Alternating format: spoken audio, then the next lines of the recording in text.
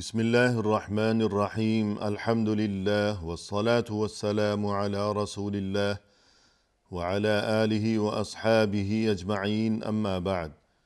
ناظرین کرام السلام علیکم ورحمۃ اللہ وبرکاتہ۔ مسلمان کے شب و روز کے عنوان سے اس پروگرام کے ہمراہ ہم آپ کی خدمت میں حاضر ہیں۔ آج کی اس ملاقات میں ہمارا موضوع گفتگو ہے الفاظ کی تأثیر، یعنی ہمیں اس بات کی اہمیت کو ہمیشہ خوب ذہن نشین رکھنا چاہیے کہ انسان اپنی زبان سے جو الفاظ ادا کیا کرتا ہے ان الفاظ کی بڑی تأثیر ہوا کرتی ہے اور بڑا اثر ہوا کرتا ہے، اور بڑے اثرات ان الفاظ کے نتیجے میں مرتب ہوا کرتے ہیں۔ اگر انسان اپنی زبان سے اچھے الفاظ، اچھی عبارات، اچھے کلمات نکالے گا، جو کوئی ہمیشہ اچھی بات ہی کہا کرے گا، تو پھر یہ چیز خود اس کے لیے بھی اور دوسروں کے لیے بھی خیر و خوبی کا سبب بنے گی۔ اور جو کوئی اس کے برعکس اپنی زبان سے نامناسب الفاظ نکالے گا، بری باتیں جو کوئی کیا کرتا ہو، تو پھر یہ چیز خود اس کے لیے بھی اور دوسروں کے لیے بھی برے انجام کا اور پریشانیوں کا سبب بن جائے گی۔ اللہ سبحانہ و تعالی نے انسان کو جب نعمتوں سے نواز رکھا ہے تو پھر اس چیز کا تقاضا یہی ہے کہ ان تمام نعمتوں کو انسان اسی طریقے کے مطابق ہی استعمال کیا کرے کہ جو طریقہ اس منعم و محسن کی مرضی کے مطابق ہو، نہ یہ کہ اسی کی دی ہوئی نعمتوں کو انسان اسی کو ناراض کرنے کے لیے استعمال کرے۔ یہ تو ظاہر ہے کہ بہت ہی بے مروتی اور بدبختی کا معاملہ ہو جائے گا۔ قرآن کریم میں اللہ سبحانہ و تعالی کی طرف سے انسان کو یہ احسان یاد دلایا گیا ہے۔ فرمایا کہ الرحمن علم القرآن خلق الانسان علمہ البیان، کہ یہ رحمان ہے، یہ اللہ ہے کہ اس کی طرف سے یہ بڑی رحمت ہو گئی کہ اس رحمان نے رحمت اور مہربانی فرمائی کہ اس نے انسان کو قرآن پڑھنا سکھایا، اور یہ کہ انسان کو پیدا کیا خلق الانسان علمہ البیان، پھر اسے بیان کی نعمت سے نوازا کہ یہ زبان کی نعمت ہے، دل کی بات بتانا، اظہار ما فی الضمیر، اپنی کیفیت کا اظہار، کیا اس کی صورتحال چل رہی ہے، اس کے دل میں کیا خیالات جا گزی ہیں، کیا پریشانی اسے لاحق ہے۔ یوں یہ بیان، یہ زبان، یہ قوت گویائی، یہ انسان کے لیے اللہ کی طرف سے بہت بڑی نعمت ہے۔ لہذا انسان اس زبان سے اچھے الفاظ ہی ادا کیا کرے ہمیشہ۔ اور فرمایا قرآن کریم میں أَلَمْ نَجْعَلْ لَهُ عَيْنَيْنِ وَلِسَانًا وَشَفَتَيْنِ، کیا ہم نے نہیں بنائی انسان کے لیے اس کی دو آنکھیں، اور یہ کہ اس کی زبان اور دو ہونٹ، وَهَدَيْنَاهُ النَّجْدَيْنِ، اور پھر ہم نے اسے دونوں راستے بھی دکھا دیے، یعنی خیر و شر میں تمیز کی قوت اور صلاحیت اسے عطا فرمائی، یہ آنکھوں کی نعمت، اور یہ کہ زبان اور یہ ہونٹ کہ انسان اپنی زبان سے گفتگو کرتا ہے، بات چیت کرتا ہے، تو اللہ کی طرف سے یہ نعمت اور یہ احسان یاد دلایا گیا ہے انسان کو۔ اور فرمائے کہ ما یلفظ من قول الا لدیہ رقیب عتید، انسان اپنی زبان سے جب بھی کوئی لفظ ادا کرتا ہے تو صورتحال یہ ہے کہ اس کے قریب ہی موجود ہے ایک فرشتہ جو کہ ہمہ وقت مستعد ہے، تیار ہے۔ یعنی انسان کو اس حقیقت کی جانب متوجہ کیا گیا ہے کہ وہ اس بات کو ہرگز فراموش نہ کرے، اس بات کو ہمیشہ ذہن نشین رکھے، ہر ایک لفظ اپنی زبان سے نکالتے وقت وہ سوچے کہ ایک لفظ جو ابھی میری زبان سے نکلے گا تو فرشتہ مقرر ہے، اور وہ فرشتہ غافل نہیں ہے، وہ بھولتا نہیں ہے، بھول چوک اس سے نہیں ہوتی، بلکہ یہ کہ رقیب عتید، وہ مستعد ہے، وہ ہمہ وقت تیار ہے، وہ نگرانی کر رہا ہے۔ اور اسی طرح فرمایا قرآن کریم میں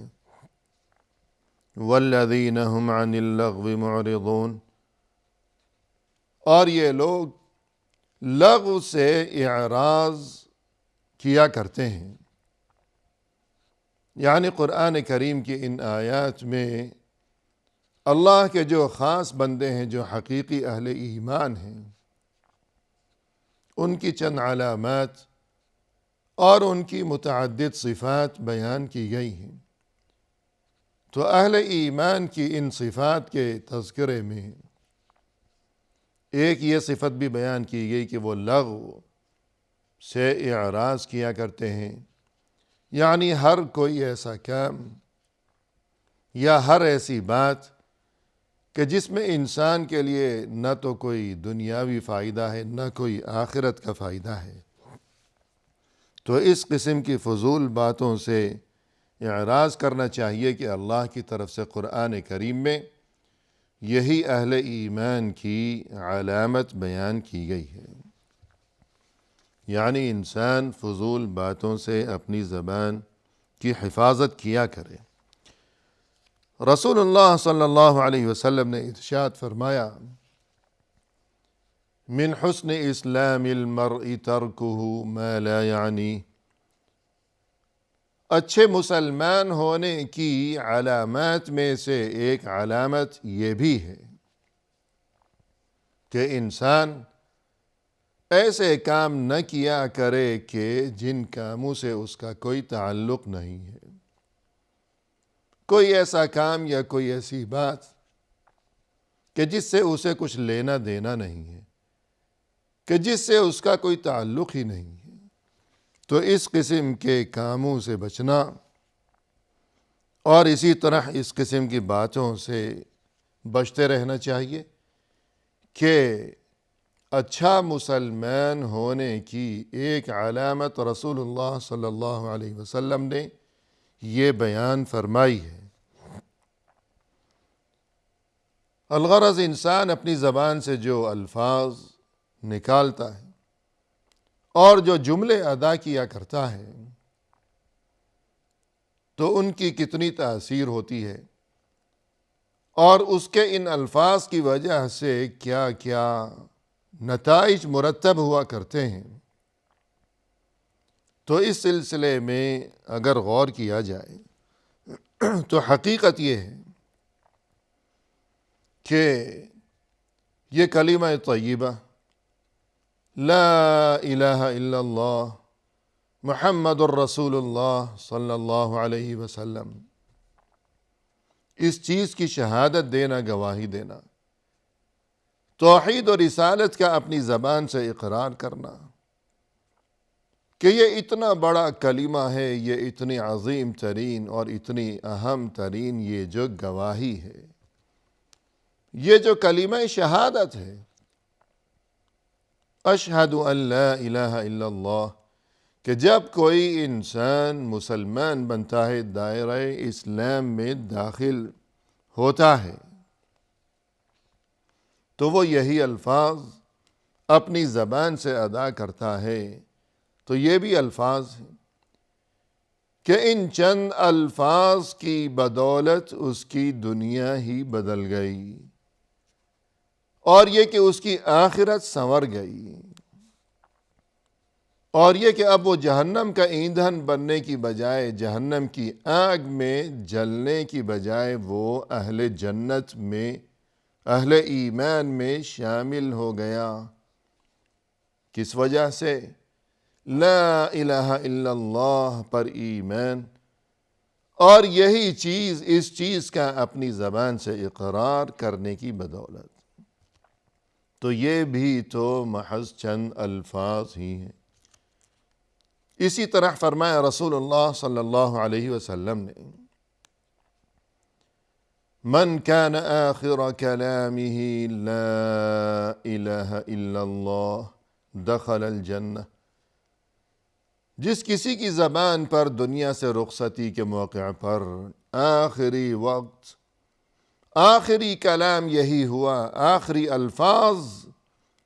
یہی ہوئے دم توڑتے وقت، کہ جب آخری سانسیں چل رہی ہیں،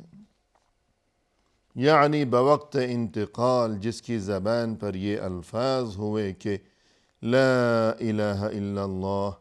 وہ ضرور جنت میں داخل ہو جائے گا انشاءاللہ۔ تو یہ بھی تو چند الفاظ ہی ہیں، لیکن کس قدر مبارک ترین نتیجہ ان الفاظ کو ادا کرنے کی وجہ سے مرتب ہو گیا ہے۔ اسی طرح انسان تلاوت قرآن کیا کرتا ہے،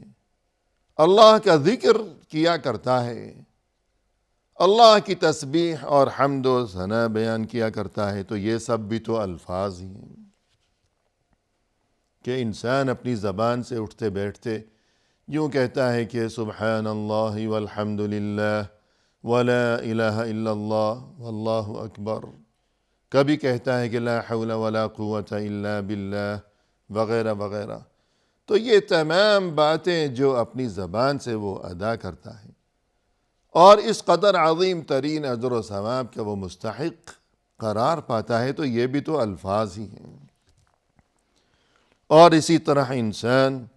جو کسی کو اگر اپنی زبان سے سلام کہتا ہے کہ السلام علیکم، پھر وہ جواب دیتا ہے کہ وعلیکم السلام، اور یوں قربتیں بڑھتی ہیں، محبتیں پروان چڑھتی ہیں، ایک دوسرے کو دعا دینا، سلامتی کی دعا دینا، السلام علیکم کہنا، پھر اس کے نتیجے میں معاشرے میں جو خوشگوار نتائج مرتب ہوا کرتے ہیں، تو یہ بھی تو چند الفاظ ہی تو ہیں یہ بھی، لیکن اس کا اثر کتنا بڑا ہے۔ مالک بن دینار رحمہ اللہ نے فرمایا، اذا رأيت قسامة في قلبك وضعفا في بدنك وحرمانا في رزقك فاعلم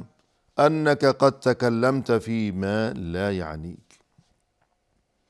اگر تمہیں یوں محسوس ہونے لگے کہ